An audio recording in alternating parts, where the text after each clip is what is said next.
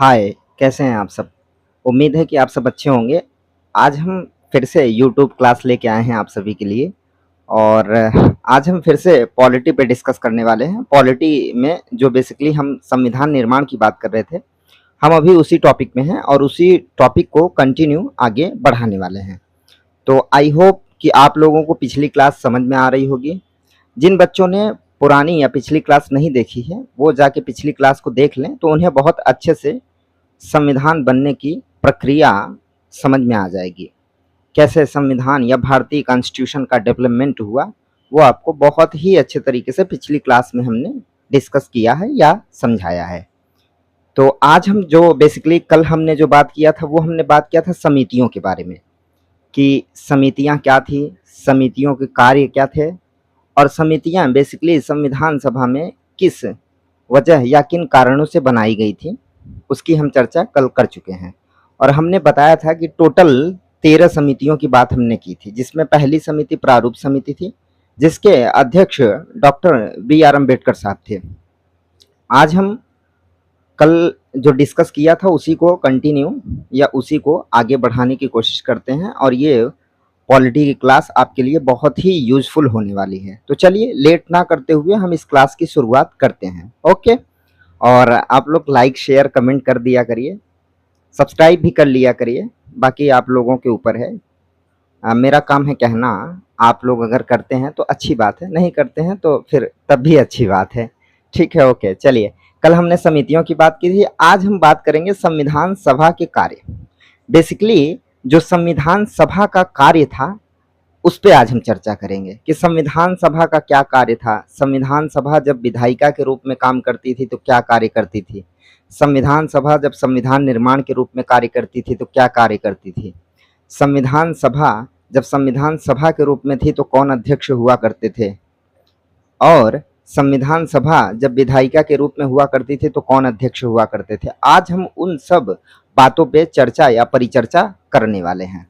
तो चलिए लेट ना करते हुए हम क्लास की शुरुआत करते हैं। और जैसा कि हमारा आज का जो टॉपिक है वो है संविधान सभा के कार्य।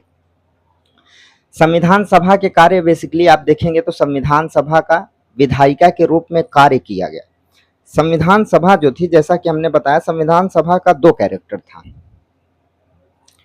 दो तरीके से संविधान सभा काम करती थी। एक तो संविधान सभा के रूप में संविधान निर्माण का कार्य करती थी, और दूसरा संविधान सभा विधायिका के रूप में कानून या किसी भी बात पे परिचर्चा या जो उस समय रिलेवेंट मुद्दे थे भारत में, उन पे चर्चा या परिचर्चा या वोटिंग करती थी। जैसे लाइक विधायिका के रूप में जब कार्य करेगी तो कानून का निर्माण करेगी, नियम कानूनों के लिए जो सेवा शर्तें होंगी उसको तय करेगी, किसी भी तरीके का कोई अधिनियम उसको कानून बनाना है उसको पास करेगी। तो ये बेसिकली जब विधायिका के रूप में कार्य करती थी तब ये काम होता था संविधान सभा का। और जब संविधान सभा संविधान निर्माण का कार्य करती थी तो वो काम कार्य क्या करती थी कि संविधान में कौन कौन से आर्टिकल होने चाहिए, संविधान में कौन से प्रावधान होने चाहिए, संविधान में किन चीज़ों को शामिल किया जाना चाहिए, संविधान में नागरिकता कैसे होनी चाहिए, संविधान में मौलिक अधिकार कैसे होने चाहिए, संविधान में नीति निर्देशक तत्व कैसे होने चाहिए, संविधान में मौलिक कर्तव्य कैसे होने चाहिए, संविधान में राष्ट्रपति की शक्तियाँ कैसी होनी चाहिए, संविधान में मंत्रिपरिषद और प्रधानमंत्री की जो कार्य की शक्ति है वो कैसी होनी चाहिए, चुनाव कैसे, इन सब तमाम चीज़ों पे संविधान सभा संविधान निर्माण के टाइम डिस्कस करती थी। तो चलिए वही मैं बता रहा हूँ कि संविधान सभा का विधायिका के रूप में कार्य किया। जब संविधान सभा विधायिका के रूप में कार्य करती थी तब इसके अध्यक्ष हुआ करते थे जीवी मावलंकर। जो इसके अध्यक्ष, जब ये संविधान सभा बेसिकली आप देखेंगे कि विधायिका के रूप में जब ये कार्य करती थी तब इसके जो अध्यक्ष हुआ करते थे वो होते थे जीवी मावलंकर। ठीक है, उसके बाद अब हम चलते हैं, जब संविधान सभा के रूप में, देखिए जब संविधान विधायिका के रूप में कार्य करती थी तो जीवी मावलंकर साहब उसके अध्यक्ष हुआ करते थे, और जब संविधान सभा संविधान निर्माण का कार्य करती थी तब उसके अध्यक्ष हुआ करते थे डॉक्टर राजेंद्र प्रसाद, जो हमारे स्वतंत्र भारत के पहले राष्ट्रपति हुए थे। कौन? डॉक्टर राजेंद्र प्रसाद। ठीक है, तो जब संविधान सभा विधायिका के रूप में कार्य कर रही थी, तब उसके अध्यक्ष हुआ करते थे जीवी मावलंकर। और जब संविधान सभा संविधान निर्माण का कार्य कर रही थी, तब उसके अध्यक्ष हुआ करते थे डॉक्टर राजेंद्र प्रसाद। ये दोनों बातें आपको क्लियर हो गई होंगी। इतना क्लियर कट में समझाना या बताना बड़ा ही मुश्किल काम होता है, और आई होप कि आपको मेरी बातें समझ में आती होंगी, क्योंकि मैं बहुत क्लियर कट तरीके से आपको समझाने की कोशिश करता रहता हूँ। और मेरा हमेशा ये मानना है कि जो भी बच्चा मुझसे पढ़ेगा, उसको इन सब बातों पे तो दोबारा पढ़ने की ज़रूरत नहीं पड़ेगी। ठीक है, चलिए आगे हम लोग चलते हैं। यहाँ तक की बातें हमने आपको बता दी। अब आप देखेंगे कि उसके आगे जब अब हम थोड़ा सा चर्चा क्या करते हैं कि विधायिका के रूप में संविधान सभा के निम्न कार्यों का संपादन। जब संविधान सभा विधायिका के रूप में काम करती थी, लेजिस्लेचर के रूप में काम करती थी, तब उसके बेसिकली कार्य क्या हुआ करते थे, उसकी हम बात करेंगे। ठीक है, आप देखेंगे विधायिका के रूप में जब संविधान सभा कार्य करती थी, तो उसके कुछ निम्न कार्य जिसने उन्हें जो संविधान सभा ने संपादित किया या संपन्न किया, वो कार्यों की चर्चा हम लाइन बाय लाइन करते हैं। ओके, ठीक है।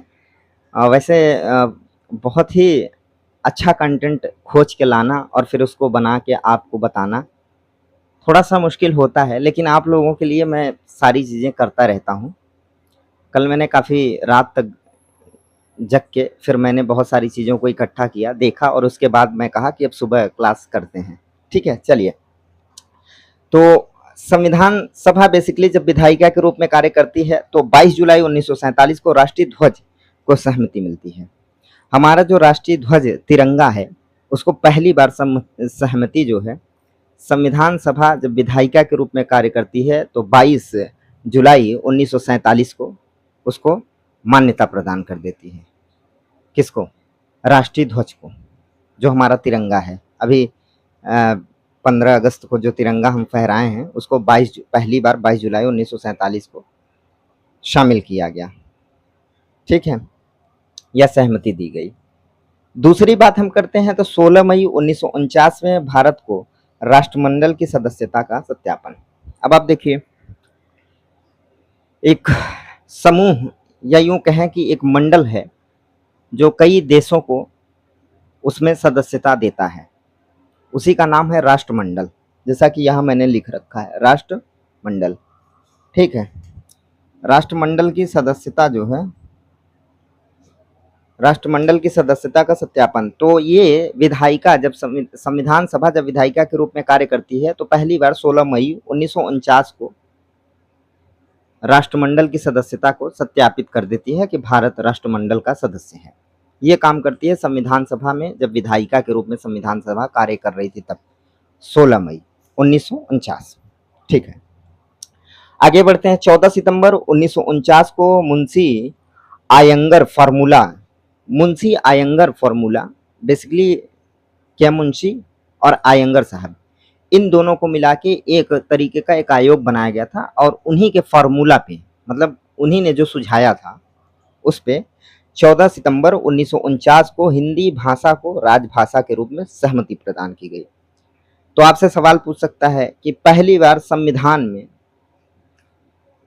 आंशिक तौर पे, मतलब यहाँ पे आंशिक तौर पे ही संविधान लागू होगा, तो चलिए उसको आंशिक तौर हटा देते हैं। तो पहली बार संविधान में हिंदी को राजभाषा कब घोषित किया गया, ये डेट आपसे पूछ सकता है। तो आप क्या बताएंगे? 14 सितंबर 1939, 1949, 1949, 39 नहीं, सॉरी 49। ठीक है, और आप देखेंगे 14 सितंबर को ही हिंदी दिवस के रूप में हम मनाते हैं। 14 सितंबर बेसिकली उस दिन को हम मनाते हैं जिस दिन हिंदी को राजभाषा का दर्जा दिया गया था भारतीय संविधान में, 14 सितंबर को। ओके, आगे बढ़ते हैं। फिर आप देखेंगे कि 14 जनवरी 1949, 14 जनवरी 1950 राष्ट्रीय गीत और राष्ट्रीय गान को मान्यता प्रदान की गई। जो हमारा जनगण मन है और जो वंदे मातरम है, इन दोनों को पहली बार 14 जनवरी 1950 को मान्यता प्रदान की गई थी। और आप देखे होंगे कि अभी भारत सरकार कुछ ही टाइम पहले, कुछ ही चंद दिनों के पहले राष्ट्रगीत को कंपलसरी कर दी है, एक विधेयक पारित करती है संसद में, और राष्ट्रीय गीत को एक तरीके से आप समझिए कि उसको कंपल्सरी कर देती है। बिल्कुल आप राष्ट्रगीत अब आपको हर जगह जहाँ भी आप जाएँगे, जहाँ पे ऐसी राष्ट्रीय धरोहर होगी, जहाँ पे राष्ट्रगीत का स्लोगन गाया जा सकता है, वहाँ पे आपको गाना पड़ेगा। ऐसा कहना है भारत सरकार का।